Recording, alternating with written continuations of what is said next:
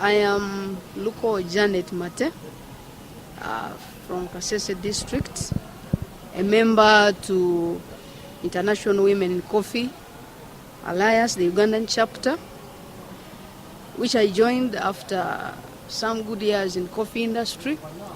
I began relating with the coffee industry in 2004, and this was under Good African Coffee, which was initiated by Andrew Gasira, who picked interest in uplifting the youth to come up and mobilize coffee farmers to groups with the motive of buying their coffee from them under the new technology of wet processing. I worked with him for 8 years.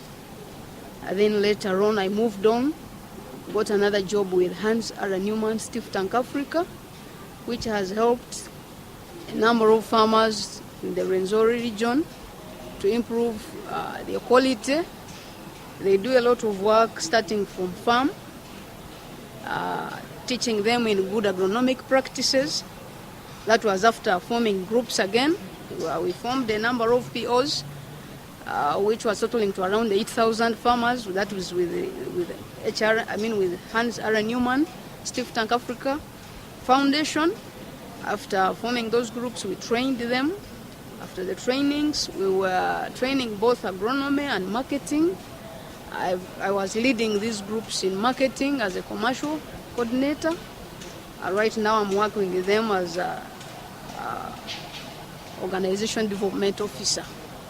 Now, as years went by, I happened to hear about the Alliance of Women in Coffee.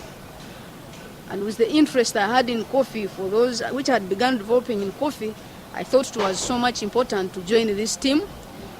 I have been with them since 2005, where they called me, took me to Nairobi for African Fine Coffee Association conference. And from that day, I've been with them. A lot I have learned from them. I have known that there are people who want to develop coffee right away from the farm up to the market. And you know, the market is either you sell the coffee as a raw bean or you sell it to the final consumers as roasted beans, or as roasted, after roasting it, they process it into a coffee powder for people to be ready to consume it. So I have actually picked much interest in coffee because I realized it's some product you can never learn and finish. All the way from farm to harvesting. On farm, that is like where you begin by having nursery beds. Immediately I joined the IWCA, the Uganda-Chapter. I began with nursery beds. I began planting coffee. I was part of, I am one of the youth that tried benefiting in the government project where they had given us a chance of having more seedlings being supplied to new farmers that were coming up.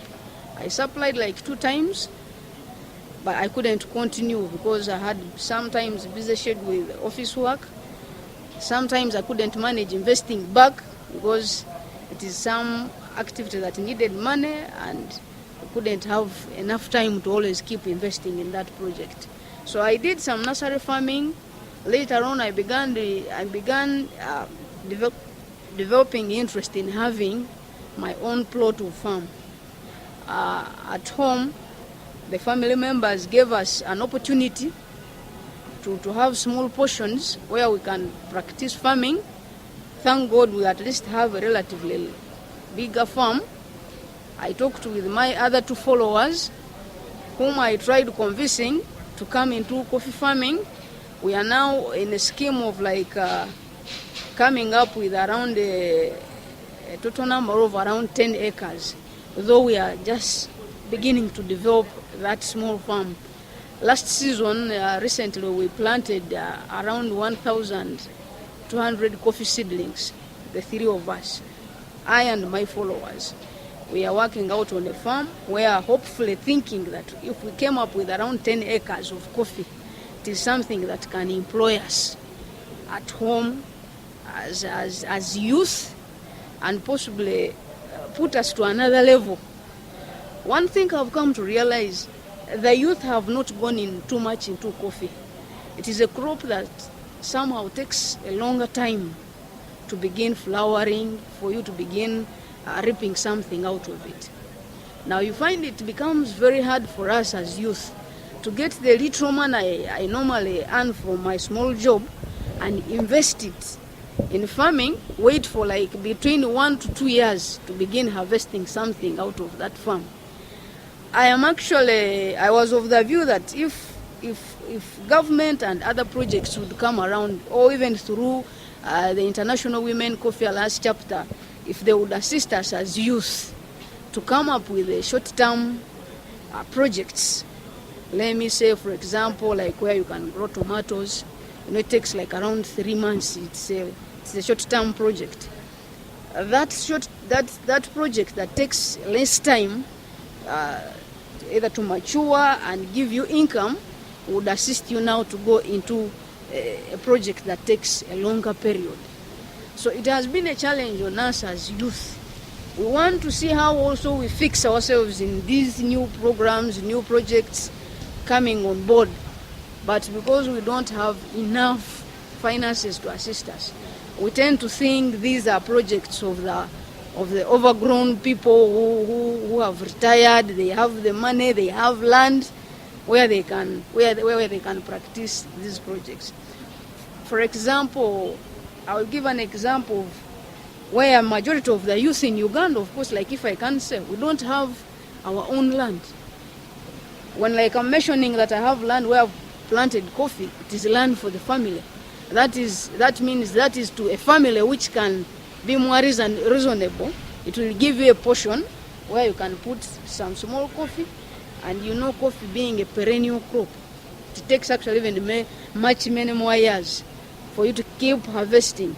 If you found a family member who is stubborn, he can even pull you out of that land and say, no, it seems like you people, you want to take family land for your own use.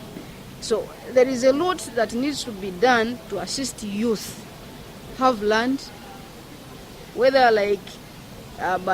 they are having it from family members, either use it for some years so that they can come up with a crop on their own that they are proud of, that they feel can generate for them income, than having all time looking for jobs everywhere. The other second challenge is not having enough capital to support these projects. Sometimes you will think of a project which you think can give you income in a long run, but you don't have any money to like implement it. Sometimes we face now at the moment we have a challenge of climate change. Climate change, this is where like when you're on farm, you are only relying on rains from heaven to have your crop mature. It has become a very big challenge that you will not want to risk your little money you have in that hot sunshine where you are not sure whether you will harvest anything out of it. But we very much know that through like associations like these ones we are joining, let's say the International Women Coffee Alliance, the Uganda-Chapter, we think through their work plans and those other projects they are planning ahead to assist women and other youth who may come along or join them in the alliance. Maybe they can come up with projects that can assist us with irrigation schemes, whether it is something that they give you on loan basis and you agree on terms of how you can keep paying back, or if it is something like they may just give us a donation to the youth to assist us develop ourselves. Otherwise, I strongly agree that in farming there is money. If you are sure that you are going to do farming that you are that you are rest assured of harvesting at every end of some specified period, there is money. But minus that, as youth, if we are not supported, we cannot manage. But if with the IWCA support, UCDA, plus the government, we know we can make a difference. One, they've opened me to trainings. Like they've increased my network, like I told you, around early 2015. 2015, they took me for a conference in Nairobi. They sponsored me. And I attended, for my first time, I attended the African Fine Coffee Association conference in Nairobi for 1 week. There is a lot I learned. I realized, I kept on thinking coffee was just all about Uganda and my village people I see around me. But in Nairobi, I saw it all, that coffee has a lot that we need to do.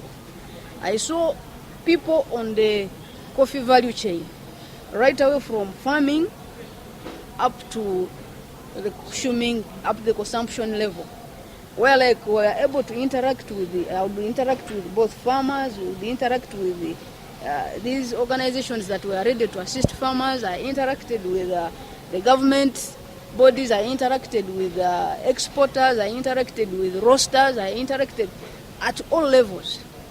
I realized in coffee there is nothing you can lose.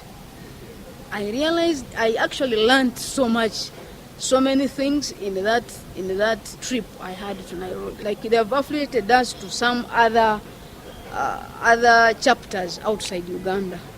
Like we have other chapters in Rwanda, Tanzania. There are others outside those countries I've spelled. There's one in Ethiopia. Others are coming up on board, which I know I am going to meet at some years to come.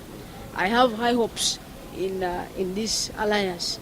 I have high hopes like in trainings. I know I will get more skills in training, or even the skills I have myself, I'll get now a chance to share with other members. It's not only I being on the receiving side, I would still have a time to share what I have with fellow youth and the grown-ups. I'm realizing there are other mamas who have retired from work. Now they are looking at coffee as an option now. And I realize you're giving them knowledge. Whenever we are meeting after the trainings, or whenever we are meeting after our meetings, after these conferences, we always share so many things. One thing also I appreciate is I feel I am at an advantage of knowing this association at my age. When I compare myself with the other people I'm sitting with, whenever we meet as the Ugandan chapter, I realize I'm among the youngest people in that association.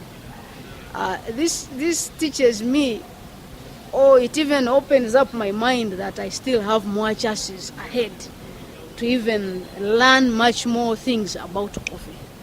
Because if we talk about coffee and talking about it in the perspective of sustainability, then if more youth would come on board, would be now the ones to follow the food. You realize, like they are saying in the room, they are saying they are in their evenings time.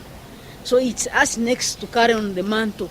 So I am actually calling to so many youth outside there that let's embrace farming, and more especially coffee farming, as a business. And there is a lot we shall learn. There is a lot that is still ahead of us that we shall need to accomplish.